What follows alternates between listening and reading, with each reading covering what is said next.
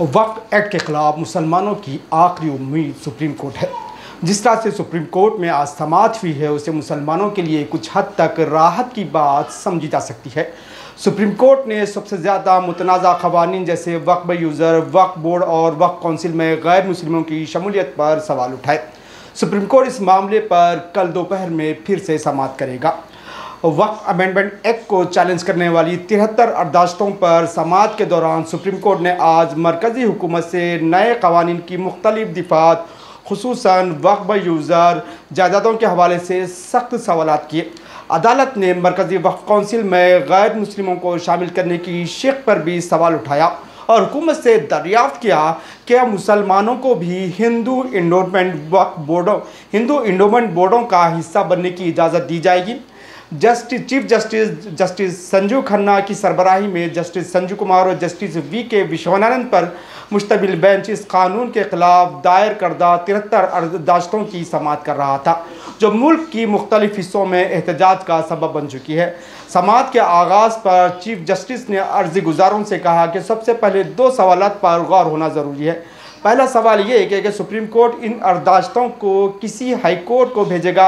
दूसरा ये कि अर्जी गुजार किन नुकात पर दलाइल देना चाहते हैं। चीफ जस्टिस ने इस मौके पर सॉलिसिटर जनरल मेहता से कहा कि वो नए कानून में वक्फ यूज़र की दिफात पर तवज्जो दे। उन्होंने सवाल किया चीफ जस्टिस ऑफ इंडिया ने, क्या आप ये कह रहे हैं कि अगर कोई वक्फ यूज़र किसी अदालत के फैसले या किसी और सूरत में तस्लीम किया गया था तो आज वो कलअदम करार दर पाएगा? चीफ जस्टिस ने मजीद कहा कि कई मसाजिद वक्फ में शामिल हैं 13वीं, 14वीं और 15वीं सदी में तामीर हुए और इनके दस्तावेज़ात पेश करना नामुमकिन है। अदालत ने यह भी कहा कि अगर हुकूमत वक्फ यूज़र को डी नोटिफाई करने जा रही है तो एक संगीन मसला साबित हो सकता है। अदालत का कहना था कि कानून साज असम्बली में या पार्लियामेंट में अदालत के फैसले को गैर मुरसिर करार नहीं दिया जा सकता। अदालत ने एतराफ़ किया कि कुछ मामलात में गलत इस्तेमाल ज़रूर हुआ है, लेकिन बहुत से असली वक्फ मौजूद हैं। चीफ जस्टिस ने कहा कि आप ऐसे वक्फ यूज़र को कैसे रजिस्टर करेंगे जो सदियों से मौजूद है? इनके पास कौन दस्तावेज़ात होंगे?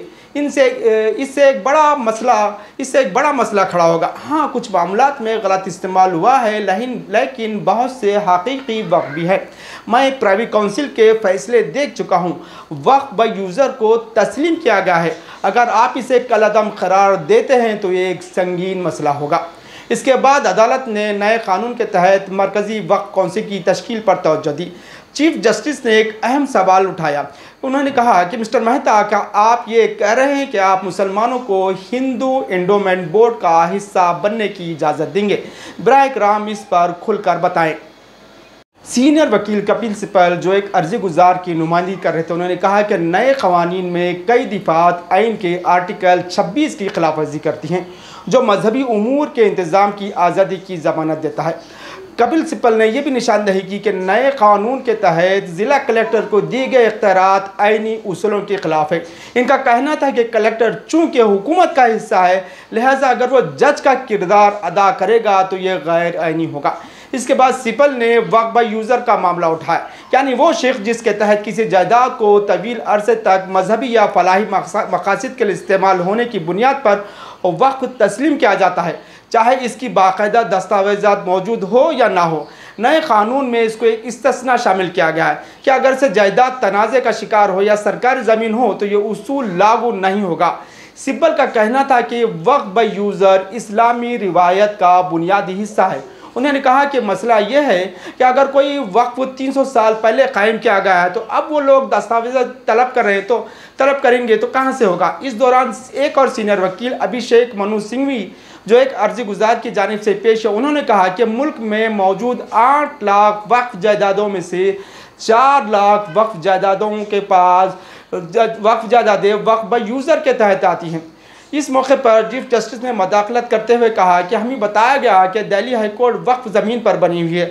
हम ये नहीं कर रहे हैं कि इस पर वक्फ यूज़र गलत है, लेकिन इस पर हकीकी तशवीश है। सिंघनी ने वजाहत की कि मुकम्मल कानून पर नहीं बल्कि इसके चंद मकसूद दिफा पर हुक्म इम्तनाई यानी कि स्टे चाहते हैं। उम्मीद करते हैं कि हमने अभी आपके सामने जो आज की अदालत में जो समाअत हुई है उसको हमने कुछ हद तक पेश करने की कोशिश की है। उम्मीद करते हैं कि आपको हमारी ये रिपोर्टिंग पसंद आएगी। कल फिर दोपहर में इसकी समाअत होगी। सुप्रीम कोर्ट किस तरह से, जिस तरह से आज का ऑब्जर्वेशन रहा, ये एक पॉजिटिव ऑब्जर्वेशन मुसलमानों के लिए कहा जा सकता है। जिस तरह से हुकूमत को, जिस तरह से सुप्रीम कोर्ट ने कठेरे में खड़ा करने की कोशिश की है, चाहे वो वक्फ यूज़र के मामले पर हो या फिर वक्फ बोर्ड और वक्फ काउंसिलों में हिंदू गैर मुस्लिम नुमाइंदों को शामिल करने के मामले पर हो, चंद ऐसे सवालात पूछे हैं जिससे हुकूमत फ़िलहाल बैकफुट पर नज़र आती है। मामले की फिर कल समाअत होगी तो हुकूमत को तैयारी का मौका मिलेगा। हो सकता है हुकूमत इस मामले में अपना मौक़िफ़ ज़ाहिर करे। जिस तरह से हुकूमत ने वक्त से पहले ही कैविट लगा रखा था कि वो कुछ भी फैसला करने से पहले उसको सुनने का मौका दिया जाए, तो उस पर सुप्रीम कोर्ट ने आज समाअत की। कल फिर समाअत होगी। कई एक एमपीज़, कई एक सियासी जमातों ने अपनी अपनी तरफ से ये सुप्रीम कोर्ट में वक्फ एक्ट के ख़िलाफ़ अर्जी दाखिल की है, जिनमें AIMIM के सरबराह असदुद्दीन ओवैसी है, DMK है, या फिर YSR आंध्र प्रदेश की जगन मोहन रेड्डी वाली YSR पार्टी है। CPM ने भी इसमें दाखिल किया है, जमीयतुल उलमा हिंद ने भी दाखिल किया है। इस तरह से 73 अर्जदाश्तों पर सुप्रीम कोर्ट आज समाअत कर रही थी। कल फिर समाअत होंगी। उम्मीद करते हैं सुप्रीम कोर्ट मुसलमानों की आखिरी उम्मीद है। उम्मीद करते हैं कि मुसलमान अभी भी उम्मीद कर रहे हैं कि सुप्रीम कोर्ट इस मामले पर अच्छी एकदम आइन के उसूलों पर, आइन के जो दस्तूर के बुनियादी हुकूक़ है उसके ऊपर परखते हुए कोई फ़ैसला देगा। आदाब।